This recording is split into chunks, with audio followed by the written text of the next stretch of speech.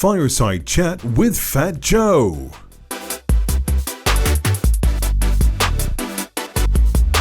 All right, everybody. So, hello. Oh my gosh. So you're here with Fat Joe, and this is Dustin. Dustin, man, I got to say, you are a cool dude. Thank you, my brother. Thank you, Dustin. How y'all doing out there? Hi, everybody. So we're going to have a conversation with a legend, the man, the myth, the legend, Fat Joe. Yes. So tell Happy us, to be here, guys. So tell us, Fat Joe, we're here in Toronto, and you've been here, I imagine, to Canada quite a few times playing. So tell us.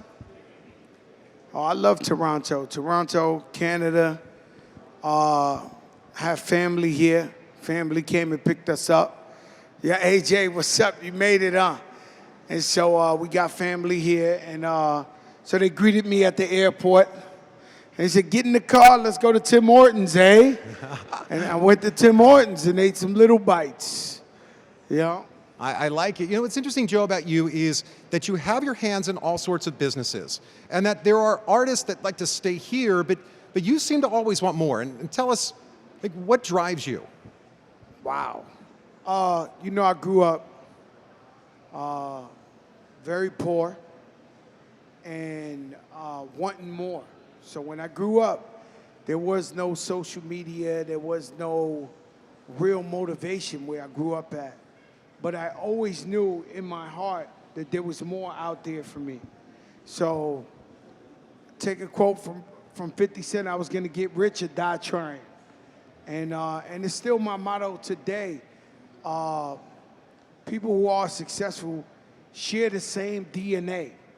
Don't matter what type of business, what type of entrepreneurialism, whatever you're doing, we're motivated by the same things. Most of us, by the time we get successful, we failed at 7, 8, 9 different things till we finally find out what's really for us.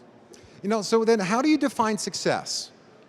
How have you come to it? And do you believe at this stage you've been successful?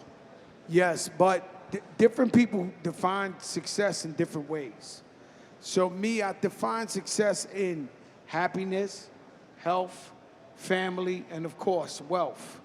That's how I define success. But some people, I got friends that just love being with their kids, and they call that success.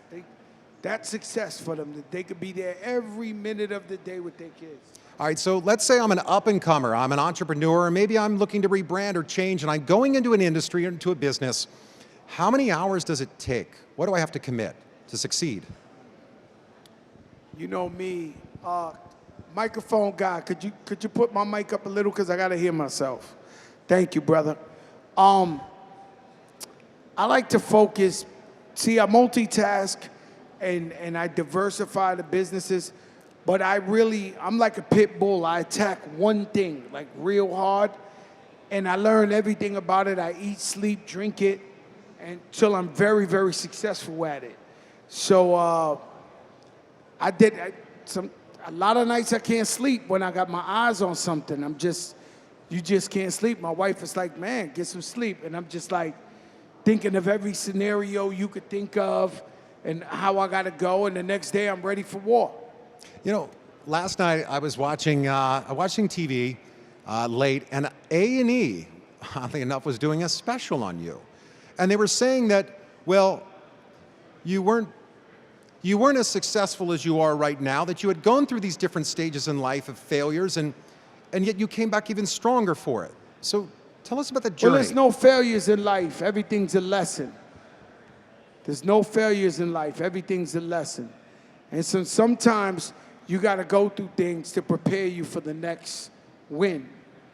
And sometimes you're going through something, you say, why me? Why I got to go through this? Why is this happening to me?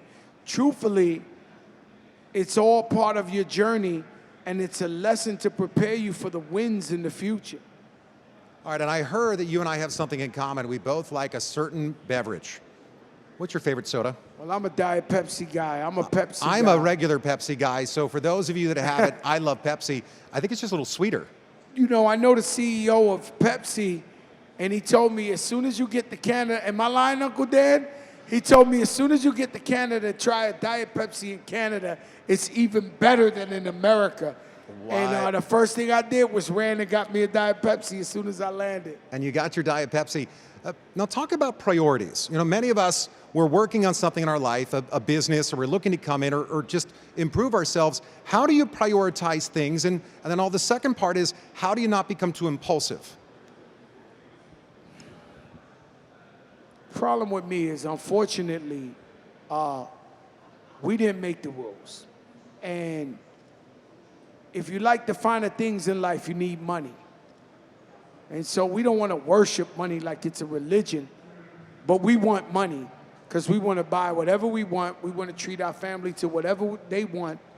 And so getting to the bag, AKA making money, is a high priority for me. You know, to make sure that we can get whatever we want and eat what we want to eat, fly how we want to fly, live how we want to live. And, you know, I just built a house in Jersey. It took me a year. I've been in there a month. Somebody just made me an offer for double what it costed me. And so my wife is like, you better not. And I might be like, I might pull the trigger on this one. I may never get this back. I might have to pull the trigger. Well, happy wife, happy life. You know, Gene Simmons once said to me, it's okay to ask, how do I fit in, you know, into a deal? And a lot of people ask for connections. They want to introduce you. Talk about that process. You know, I try to vet people as much as possible. I know we can't do that when you're dealing with a global world, but I try to vet people as much as possible and see who they done business. This is why it's very important that you do good business. Even if it fails, even if you come up short, you want the person you did business with, when your name comes up, to say, no, maybe I didn't make no money with that person, or maybe I did make money with that person, but I did great business with this person. Just last week, I did a wedding, and a guy came up to me, and he said a name in my ear. Random guy at a wedding. And he was like, hey, Joe, you know this guy? I did business with the guy maybe 20 years ago, and I looked at him, I said, I know the guy. He said, he's a good guy because I'm looking to do businesses with him and stuff. I said, well, I haven't seen him in 20 years, but when I did business with the guy, he was a stand-up guy, and I made money with him. He said, great to know. This is so random. The world is so small that, you know, that guy doesn't even know I gave him a referral 20 years later. I love what you just said, because yesterday I personally fact-checked somebody the same way and said, hey, this person claims to know you.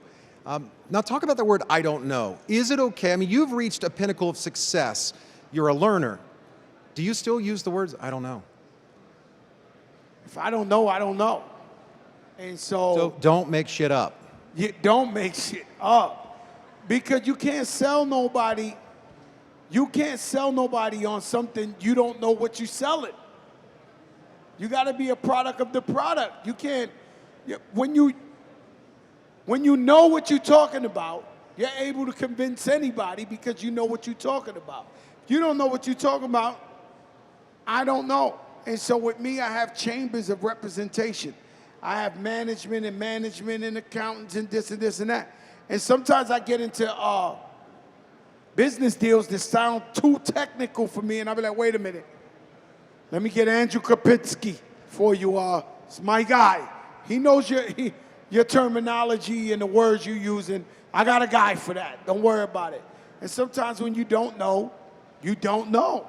So I got to ask you a question, because my 11-year-old said to me, hey, Dad, you're actually going to call somebody fat. You told me that's not okay to do. That's okay with me. So, you know, I lost a lot of weight. I might have lost 150 pounds. Wow. So if you Google pictures of Fat Joe, back in the day, I was like this. But let me give you business 101. I invested so many millions and millions and millions of dollars promoting the name Fat Joe that even if I weighed 60 pounds now, I would call myself Fat Joe because I don't have the same amount of money to promote Slim Joe. All right, so let's give him a clap for that one, because that's honesty at its core. And it sounds like telling the truth in business is very important to you. Telling the truth in business is everything. And it's all right to be inspired. It's all right to dream big. I'm a big dreamer. So I look at myself as the guy who made Vegas. I would go and look at the desert, and if I had the funding, I'd be like, we're gonna make something called Vegas over here, right? And like I told you behind the scenes, I believe in myself so much that I always invest in myself. And so everybody's looking to make money from things, but they never truly wanna invest in themselves. You gotta invest in yourself. Like, yeah, what's up, my brother? Wow. Oh my God, we got Clinton Sparks front row here. Look who made it up to Canada. Is he in the Clinton Fat Joe Sparks, army? living legend, man. What's up, Clinton Sparks? You should be able to invest in yourself. Believe in yourself. Because once you believe in yourself, there's nothing you can't accomplish. Well, and I love what you said earlier about a dream. You know, we are right now, believe it or not, we're in Iman's dream. He's the founder of Sigma. What's this like for you? You know, you're on stage and you've got tens of thousands of fans prior to I guess, COVID and now post, but what's it like for them to be in your dream? It's amazing for me. Every time I perform and I see people singing my lyrics, and I remember being just 12 years old in my house and writing my raps, and my father telling me I could never make it, and seeing a stadium with 30, 40,000 people singing the lyrics I created, there's nothing, you know, I don't get high. And I'm not mad at nobody who smokes cannabis. Enjoy yourself. Me personally, I don't get high. I don't really drink like that. I get high off success. And so the adrenaline of being successful is my crack cocaine. I love what you just said, the adrenaline from success. And so each day, there's that one task you have. What is that one thing that you set up each day? Like, I can't go to bed until I check this box. What is it? Don't want to sound crazy to y'all, but it's making money and more money and more money and more money. I'm so happy when I make money. Even if I don't need it, I'm so happy when I make it because I know whatever I need, I can do. And I'll also add to that, so Dan Pena said once that when you make a lot of money, you can help all those people and all those things. Because a lot of people ask you for money now, I imagine. At least one per minute? Or? It's the true trickle-down effect. And so I opened up businesses in underserved communities. I built the store in the Bronx. I got sneaker and clothing stores. I built the store in the Bronx where I actually created a classroom for after school for kids that don't have computers. And we have teachers and mentors come in there and help them. And we constantly giving back, giving back, giving back, giving back in every way you could think of. And that's something that makes me feel really, really good that the kid from the projects in the Bronx is able to give back to so many, many people in the community. You know, so talking about the giving back component, because what might be important to somebody may not necessarily resonate with somebody else, because there's a guilt factor that happens with celebrities in that everybody assumes they should. Well, you should write a check for $5,000. You should write a check for $500,000, and then they'll go online and troll you and say mean things about you, and that must, does it hurt you anymore? It doesn't hurt me, man, because I speak for the voiceless. And even though I've risen and I've gotten to a different stature, I never forget where I come from. And those people are the people I represent. And so whether people like it or not, I'm always gonna be there for them whenever a tragedy happens, whenever anything happens, food drives, whatever, you name it. It was COVID, a lot of kids in the inner cities don't have computers, don't have laptops. So they were saying, go remote from your home. You can't go remote if you don't have a computer. So we gave hundreds of computers away and tablets to kids. You know, we constantly giving back. And like I said, it makes me feel good. It cleanses me to know that I help the people in my community. You know, you just said something there, the giving back, because many of us, we don't have empathy for certain people because we didn't grow up in that community and we can't understand. Being somebody that grown up in foster care where my dad was incarcerated for 16 and a half years. I lived in a little orphanage. And so, Joe, the fact about giving back, that it doesn't matter if you have a lot of money, right? Because you have time. That if you can give your time to Netflix, you can give your time to support someone else. That is a fact. And you don't have to. If it doesn't make you happy, You don't have to. Some things make you, see, happiness is key. It's whatever makes you happy. That's key. That's it. That's it. That's the answer. Whatever makes you happy, you do it, because life is short. You only live once, and can't nobody tell you to do it. Tell you what to do with what you worked for and you earned yourself. Some people don't like giving back. You know, I got friends don't like giving back. And they say, Joe, why you look like you enjoy this? I said, well, I enjoy it. You don't like it? It's cool. I'm good. This is what I do. Enjoy your money. You know, you worked for it. So we can't force nobody to do what they don't want to do. People view the world through so many different lenses. You know, we could be looking, you ever notice when people look at art, like, what you see? And I'll be like, yo, a goblin. You see, I see the Mona Lisa.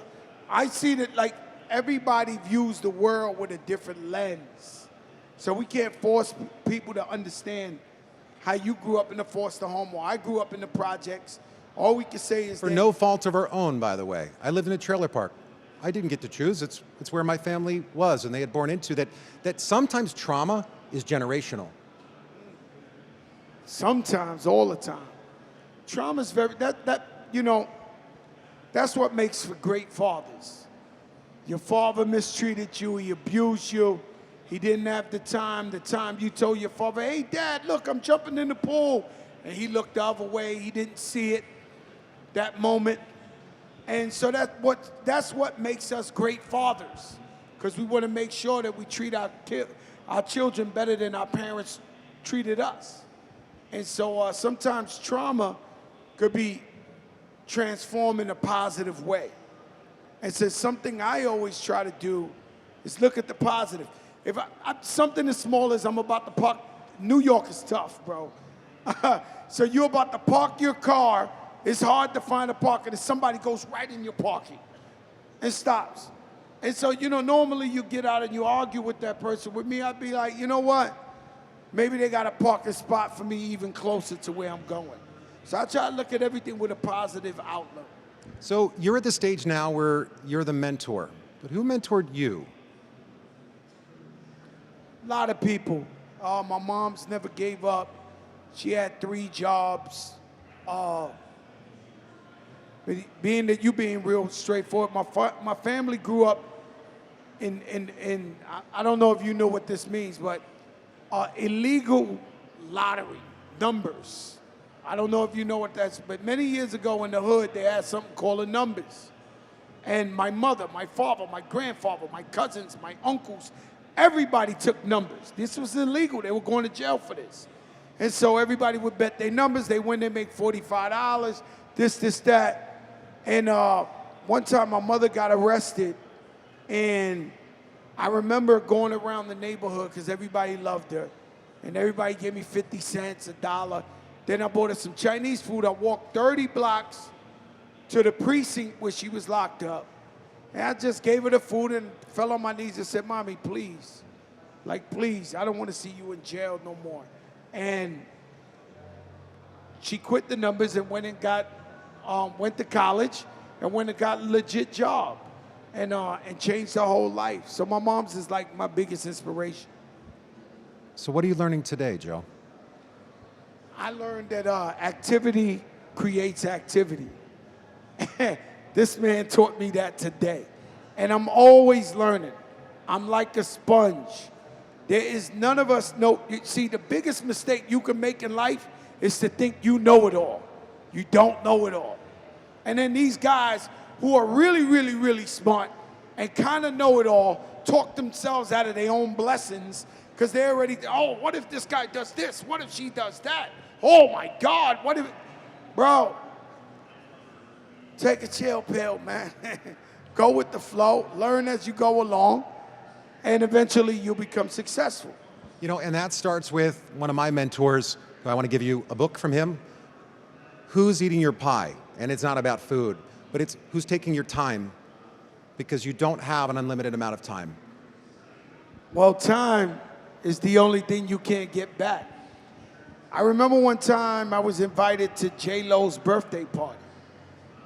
This was so amazing. It was in the Hamptons in New York. The house was beautiful. Every star you ever thought of was walking around, and we were having a time of our lives playing music.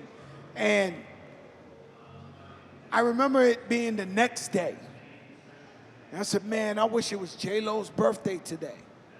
But the truth is, you can't rewind time. There's no way you could go back to J-Lo's birthday again. So once the time passed, you're done. So the most precious thing in life is time. So be wise how you spend your time, how you invest your time. Time is money, and money is time. And we're out of time. Thank you, We out of Fat time. Joe, for telling your story. Thank you.